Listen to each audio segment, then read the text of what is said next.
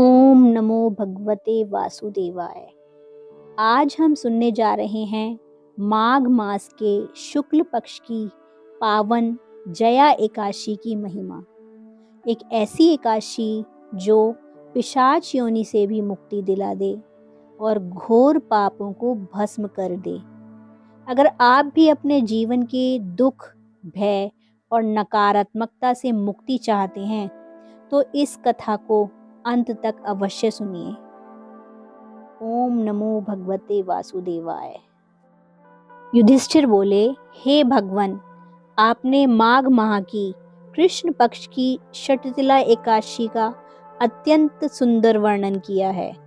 अब कृपा कर माघ माह के शुक्ल पक्ष की एकादशी की कथा का वर्णन कीजिए।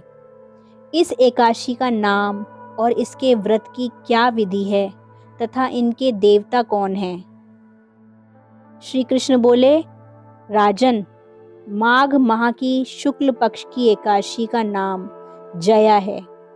इस एकादशी के व्रत से मनुष्य ब्रह्म हत्या के पाप से मुक्त हो जाते हैं और अंत में उनको स्वर्ग प्राप्त होता है।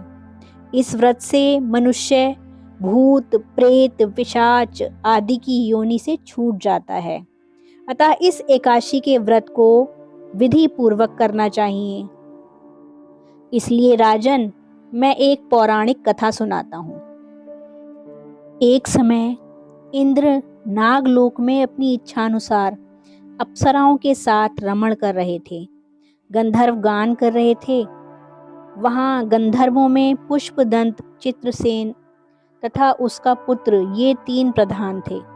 चित्रसेन की पत्नी का नाम मालिनी था। मालिनी से एक कन्या उत्पन्न हुई थी जो पुष्पवंती के नाम से विख्यात थी। पुष्पदंत गंधर्व के एक पुत्र था जिसका नाम माल्यवान था। माल्यवान पुष्पवंती के रूप को देखकर मोहित हो गया। पुष्पवंती ने रूप, सौंदर्य, हाव भाव आदि द्वारा माल्यवान को वश में कर लिया। पुष्पवंती के सौंदर्य को देखकर माल्यवान भी मोहित हो गया। अतः ये दोनों कामदेव के वश में हो गए। परंतु फिर भी इंद्र के बुलाने पर इन्हें नाच गाने के लिए जाना पड़ा और अप्सराओं के साथ इन्होंने गाना शुरू किया। परंतु कामदेव के प्रभाव से इनका मन ना लगा और ये अशुद्ध गाना गाने लगे। इनकी भाव भंगियों को देखकर इंद्र ने इनके प्रेम को समझ लिया और इनमें अपना अपमान समझा कि तुम स्त्री पुरुष के रूप में मृत्युलोक में जाकर पिशाच का रूप धारण करो और अपने कर्मों का फल भोगो। इंद्र का श्राप सुनकर ये अत्यंत दुखी हुए और हिमालय पर्वत पर पिशाच बनकर दुखपूर्वक अपना जीवन व्यतीत करने लगे। वहां इतनी ठंड थी कि रात भर भी, क्षण भर भी उन्हें नींद नहीं आती थी।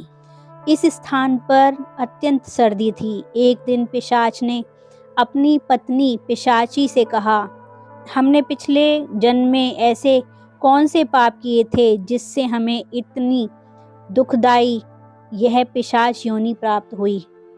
देवयोग से एक दिन माघ मास के शुक्ल पक्ष की जया नाम की एकादशी आई। इस दिन दोनों ने कुछ भी भोजन ना किया और ना कोई पाप कर्म ही किया। इस दिन केवल फल फूल खाकर ही दिन व्यतीत किया और महान दुख के साथ पीपल के वृक्ष के नीचे बैठ गए। वह रात्रि इन्होंने बड़ी कठिनता से व्यतीत की। सर्दी के कारण उनको रात्रि में नींद भी नहीं आई।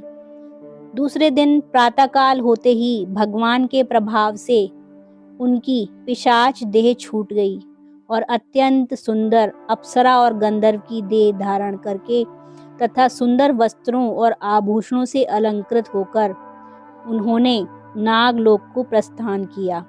आकाश में देवगण तथा गंधर्व उनकी स्तुति तथा पुष्प वर्षा करने लगे।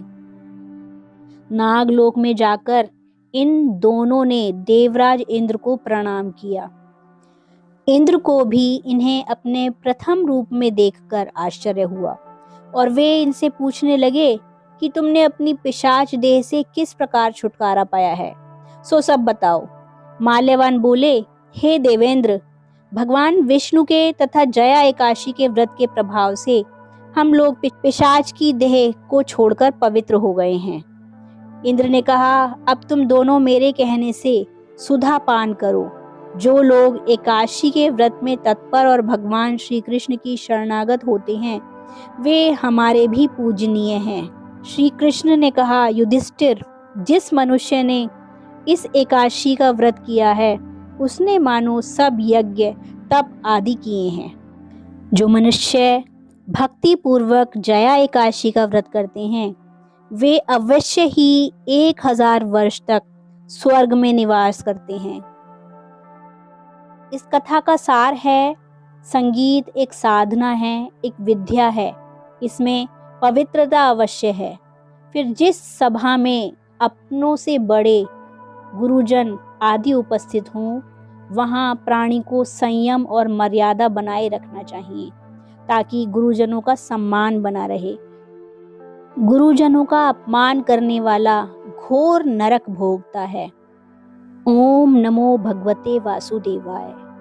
अगर आपने भी जया एकादशी का व्रत किया है या ये कथा सुनी है तो कमेंट बॉक्स में राधे राधे, जय श्री कृष्णा, ओम नमो भगवते वासुदेवाय जरूर लिखें। धन्यवाद।